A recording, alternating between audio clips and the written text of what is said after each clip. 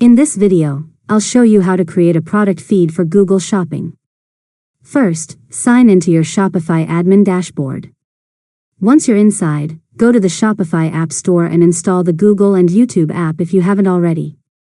Next, open the Google and YouTube app and connect your Google account. Follow the prompts to link your Google Merchant Center account or create a new one if needed. After that, review your store settings and make sure your products have titles, descriptions, prices, images, and availability information. Google uses this data to create your product feed. Now, select the products you want to make available on Google Shopping. The app will automatically sync your product information with Google Merchant Center. Next, review any product issues or warnings that appear. Update missing information if necessary to help your products get approved. Once your products are approved, your product feed will continue to sync automatically whenever you update products in Shopify.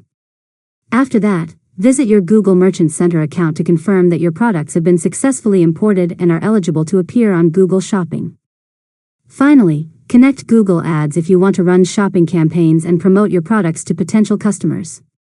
And that's it.